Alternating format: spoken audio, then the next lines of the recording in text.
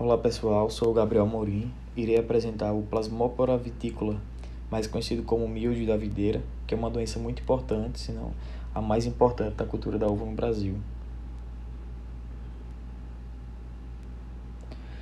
A cultura da videira ela é de suma importância, tanto em questão social como econômica, visto que o produto, a uva, ela é considerada uma fruta fina, com alto valor de mercado, tanto no mercado interno como externo. E também para o manejo da videira é necessário uma grande mão de obra qualificada. Então, por esse último motivo, a uva é a cultura na qual apresenta o maior grau de geração de empregos, tanto direto como indireto. As principais doenças da videira. As principais doenças fúngicas que temos é o míldio da videira, o oídio, a ferrugem e a antracnose. Já as doenças bacterianas, a principal que nós temos é o cancro bacteriano, e as doenças virais nós temos enrolamento das folhas e também a malformação infecciosa ou doenças dos entrenós curtos, chamados também de GFLV. O míldio da videira, ela é considerada a principal doença da videira no Brasil, causando sérios prejuízos à viticultura em regiões com alta precipitação, principalmente no final da primavera e no verão, que são nas épocas em que acontece a maior ocorrência de chuvas. Essa doença ela é originária da América do Norte, onde sempre ocorreu em videiras selvagens, e a introdução do míldio no Brasil ocorreu através da introdução de videiras americanas em São Paulo. Os maiores danos diretos estão relacionados com a destruição parcial ou total dos frutos, podendo também produzir efeitos negativos sobre a futura produção, quando provoca desfolha e, consequentemente, o enfraquecimento da planta. Bom, nesse slide aqui, nós temos à direita a foto da estrutura do fungo, do míldio, que é um fungo que pertence ao reino cromista e ao filo Micota. Esse filo ele tem como característica ter esporos sexuais móveis, chamados de zoóstoros, e apresentam também hifas cenocíticas, que não têm septo. O fungo ele cresce intercelularmente através de hifas, emitindo austórios no interior das células parasitadas. A reprodução assexual ocorre através dos estômatos, com a emissão de esporangióforos que produzem os esporângios. Cada esporângio contém de 1 a 10 zoósporos. Já na fase sexual, ocorre no interior dos tecidos do hospedeiro, principalmente nas folhas, onde são produzidos os oósporos. O míldio, ele afeta todas as partes verdes em desenvolvimento da videira, sejam elas folhas, brotos, galhos ou cachos. Os sintomas que surgem são manchas de coloração verde clara, que vão evoluindo para amareladas e em seguida escuras, que já quando ocorre necrose do tecido. Em geral, na face inferior da folha surge uma massa esbranquiçada. A propagação acontece principalmente pelo vento e pela chuva.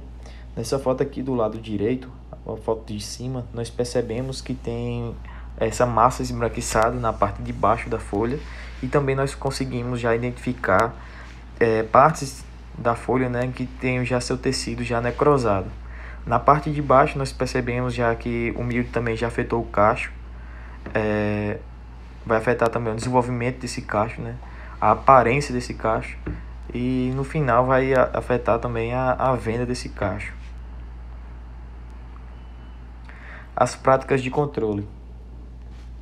Pelo fato de ser uma doença que geralmente causa grande prejuízo, o controle deve ser realizado preventivamente, e além do controle prévio, é muito importante a integração entre os diversos controles, como o controle químico, cultural, genético e dentre outros que tiverem. No controle químico, os fungicidas registrados para o controle do milho da videira são classificados em 3 categorias: de contato, sistêmico e penetrante.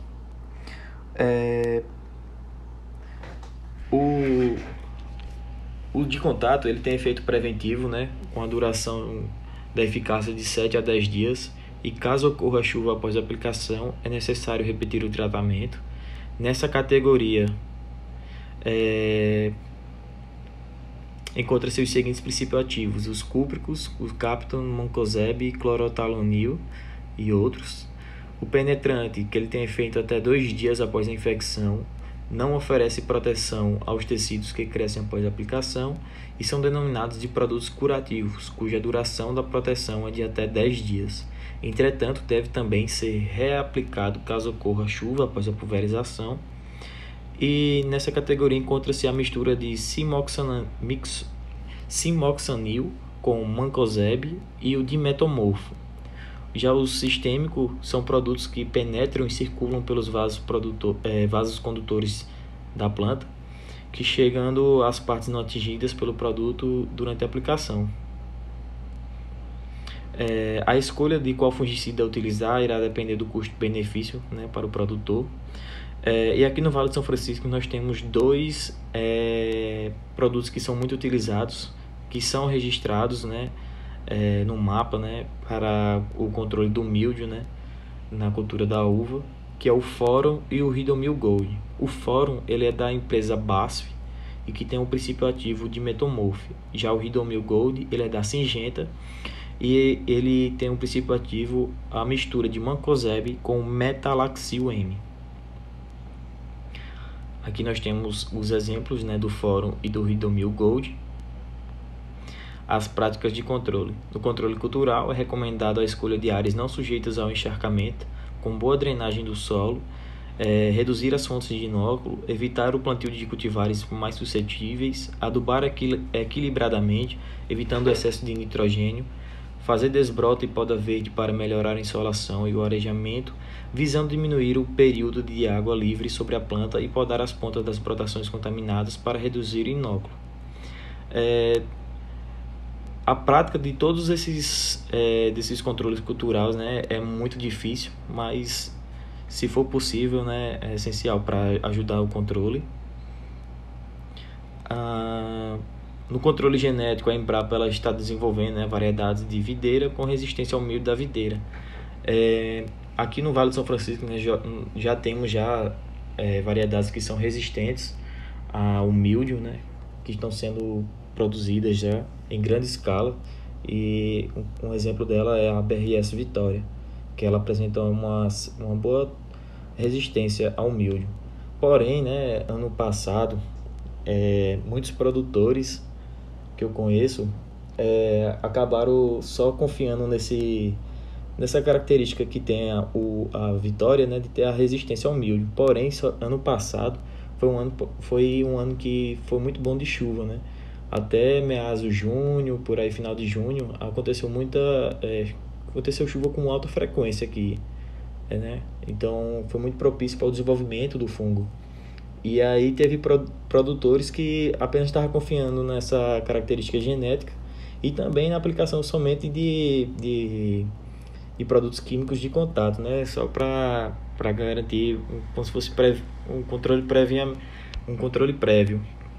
Só que não foi suficiente. Teve produtor que eu conheci que teve que fazer poda de formação, porque o mildio ele afetou toda a planta, ocorreu desfolha total da uva, e aí ele teve que formar, fazer poda de formação. Bom, a conclusão, né, que é importante ressaltar que a adoção de um único método de controle pode ser insuficiente para controlar essa doença, pois o mildio ele tem a grande capacidade de se desenvolver em curto espaço de tempo. Logo, apesar de o controle químico ser o método mais eficiente, é essencial que os produtores adotem um manejo integrado do mildio com os diversos métodos de controle que existem.